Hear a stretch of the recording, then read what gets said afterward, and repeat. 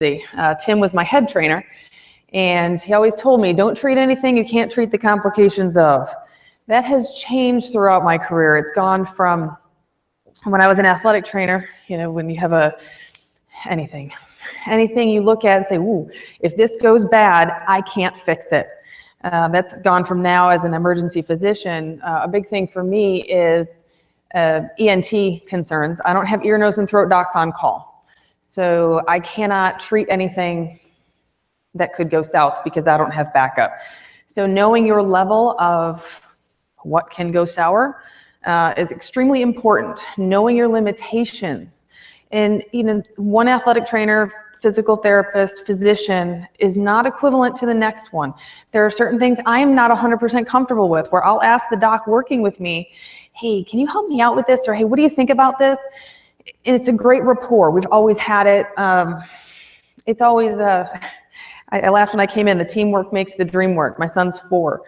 And we have little sayings, I brainwash him, okay, bottom line. So we've got teamwork makes the dream work. We say it usually once a day. It's a good day to have a good day. And he has turned that around. It's also a bad day to have a bad day, mommy.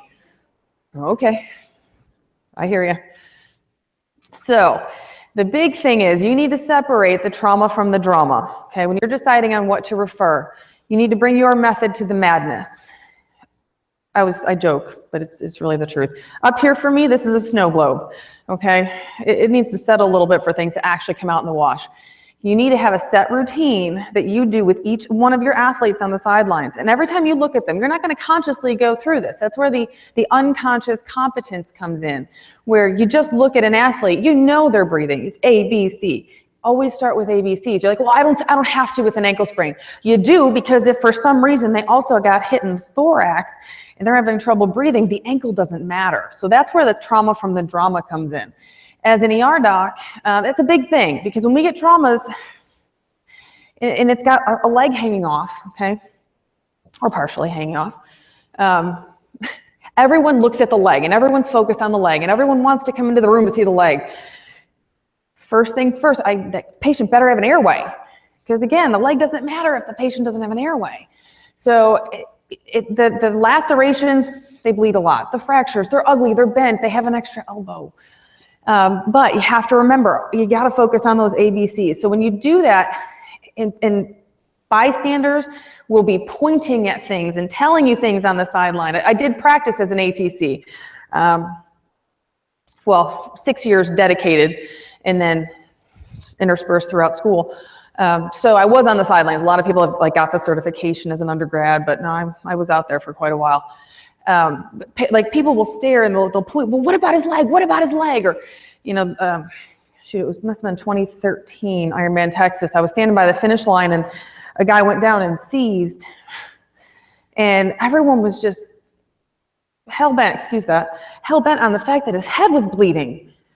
I was more worried that the guy's sodium was probably 110. So, everyone's like, he's going to bleed. I mean, he's not. That's not going to kill him. There's a lot of other things that are going to kill this guy. I was not working, by the way. I was just watching.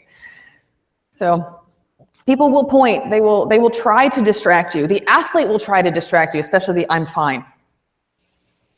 They're not fine.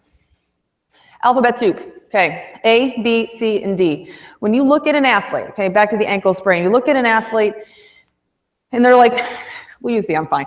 I'm fine, I'm fine, I'm fine. Okay, good, airway's intact, thank you.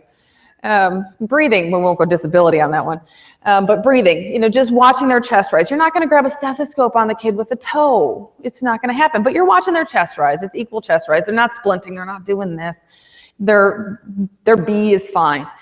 Circulation, if the athlete is chatty, for the most part, at least the brain is supplied. That brings us to disability. They may have a decent concussion, and that's where you need to kind of assess that D. But most of it can be done literally in the first 3 seconds. You ask the athlete, how you doing? Big sigh, I'm okay. Good, excellent. Now, as on-field providers, we think of the broken bones, strained muscles, sprained ligaments, the occasional bruised ego. Those are 90 to 95% of what we deal with. I mean, even in the ER, my patients are, if I see 30 patients a shift, probably 28 8 of them are pretty cut and dry. Some chest pain, some belly pains, they get a little more serious. You got some ankle sprains, runny nose. You know, it's why I'm there, but really why I'm there is the guy who just got shot in the flank. Okay, when that came in yesterday, or 2 days ago. Yesterday was flip day, so I'm a little off on whether it's day or night currently. I only work nights, so it gets a little confusing.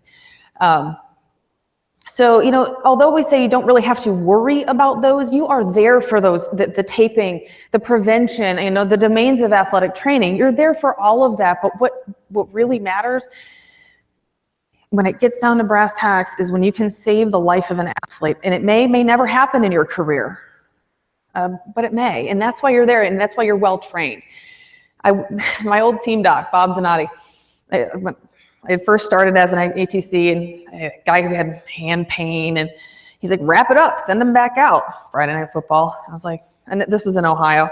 And he says, I'm like, really? He goes, well, what's he going to do? Break it again? Well, all right, we'll x-ray it tomorrow. You know, good point. I mean, how much more disability is really going to happen? None. So, I mean, that's the easy thing. You know when to send in a suspected broken bone, the injury that won't heal, you know, the nagging things. So there are the gimmies. Gets knocked out, loss of consciousness, that's got to be evaluated. You have no idea if they've got blood in their brain. Neurologic deficit or focal weakness. Sometimes that will tease itself out. My last 18 months as an ATC, I had a cheerleader with a TIA from birth control pills. I had a football player paralyzed for 11 days with spinal shock. Back then when we had Skawara, because testing didn't catch things. We don't really have much of that these days. And I had a baseball player with a 3-inch epidural hematoma from a tossed ball in warm-up with no skull fracture. Just kind of doinked him in the head. That was my last 18 months as an ATC where I said, I need more education. I can't do this out here by myself. And I'm kind of a crap magnet that hasn't gone away. So it really has not gone away. Ask anyone I work with. But those are the kind of things where you really have to sort out. But that epidural hematoma, the reason we ended up life flighting him out from the local ER is he couldn't remember the word for a seatbelt. You know, I did the 3 object tests. I gave him 3 things, told him to name them. He couldn't remember the word for a seatbelt. And I thought, you know what, I think you should go in. You know, it was one of those soft calls where you're really not sure, but err on the side of caution. Don't treat anything you can't treat the complications of. Unable to bear weight, that's a little sketchy one. It's kind of a gimme, but sometimes it just hurts that day. That one you may have to tease out. A rigid abdomen, no brainer. And severe testicular pain. That doesn't go away in a couple of minutes. Now the challenges, the subtle personality changes with head injury. Sometimes people will be very upset or, you know, frustrated at you because you take them out of the game to evaluate them. And you have to discern, is this the athlete getting angry, or is this an actual head injury? Because frontal head injuries are going to change the personality of your patient. Young athletes with a growth plate injury, even from a radiologic perspective, a grade 1 Salter-Harris fracture is going to look like nothing on an x-ray. But you've got to have a really high index of suspicion to send those in. And adrenaline hidden internal bleeding.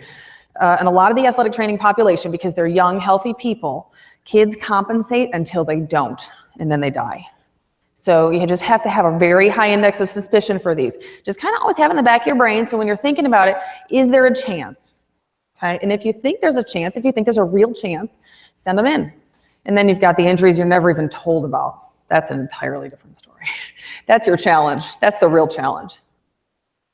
But this is your game and your rules. Like I said, each athletic trainer, each sideline provider, we're all very different people. We have different comfort levels. We have different strengths. We have different weaknesses. No one is perfect. We are all human. I have had 2 very poor outcomes as a physician in the past 2 months. It's horrible for a perfectionist, but it happens. And you own up to it. You say, you know, I did my best. And then you change your practice. You look at it and say, well, I did my best that day, but how can my best be better tomorrow? So your job is to keep these athletes safe. It's really your only job. As I tell my patients in the ER, my job's to keep you alive. The rest is gravy. Okay, I'm sorry I can't diagnose your rash. It's not one of the 5 that's going to kill you. Sometimes I actually say that depending on the time of day. Nicely, sometimes too. But what you perceive to threaten that athlete, that is the threat. Someone can say, parent, coach, athlete, oh, it's all right, that's not a problem, it's not a problem. No, I think it's a problem. And if you think that's the problem as their sideline provider, you send them in. That's when you refer. Higher level of care. There is almost always a higher level of care or corroboration that's out there for you. Like I said, teamwork makes the dream work. Err on the side of caution. The game is important, but health trumps sport. Okay? Your decision to refer that athlete to a higher level of care can not only make or break the athlete's career as an athlete, it can cost them their life or have serious disability. Use your head, your gut, and your preparation. We all went to school for a really long time. We all go to continuing education things like today. We like to learn. You are immersed. It's the one thing I miss about athletic training. You are immersed in their lives.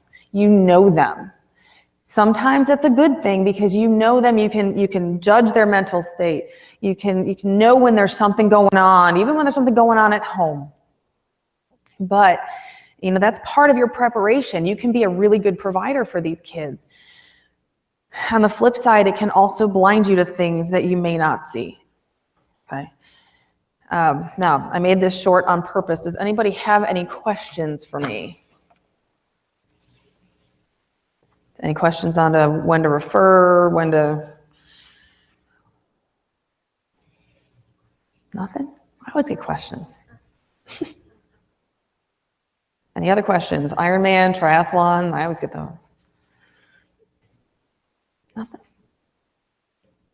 Sleepy? Yeah, okay. If you have any questions, sorry about the M at the end, but it's COM at the end. Feel free, email me about anything. The presentation, if you, I don't know if you were given a handout of the presentation or not. It's pretty straightforward. But if you have any questions on anything, I'm available. It's out there. Social media, regular, everything. All right. Thank you for your time. Much appreciated. Cool. Thank you, Dr. Gibbons.